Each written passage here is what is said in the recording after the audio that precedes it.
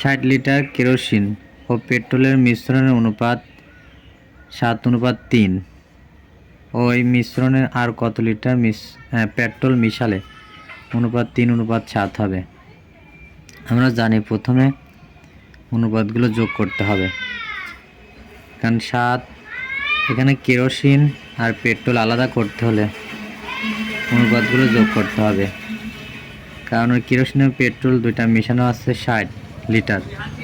60 লিটারকে kerosene এবং petrol আলাদা করতে হলে প্রথমে 7 আর 3 যোগ করলে 10 হচ্ছে, অনুপাত 10 হচ্ছে টোটাল।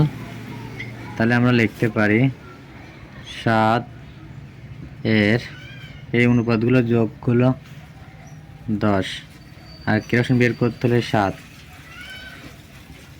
তাহলে পেলাম 6 × 7 = 42। এই 42 পেলাম হচ্ছে কেরোসিন। এবার 60 আবার, অতএব এর 10 এই অনুপাত যোগ 10, এই পেট্রোল বাইক করতে হলে 3 × 6 = 18। তাহলে পেট্রোল পেলাম আমরা কি 18। এবার আমাদের মিশ্রণের কত লিটার পেট্রোল মিশালে, কি মিশালে পেট্রোল মিশালে অনুপাত 3:7 হবে। তাহলে যদি পেট্রোল মিশাতে হয় তাহলে আমরা পেলাম 42 × 18 সমান 3:7 তাহলে 3:7। তাহলে এই 18 আছে পেট্রোল, আর কত মিশালে পেট্রোল মিশালে আমরা ধরে নিলাম ক মিশালে সমান হবে। অতএব বা 42 × 42 / 18 যোগ ক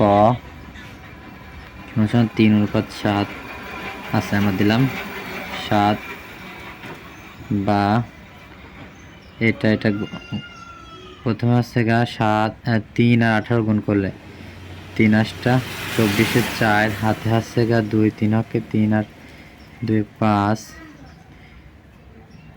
যোগ 3 আর ক যোগ করলে আছে 3 ক সমান এই 7 আর 2 হচ্ছে গুণ করে 7 × 14, 4 হাতে আছে 1, 4 × 7 = 28 আর 1 হচ্ছে 29 বা 3 ক সমান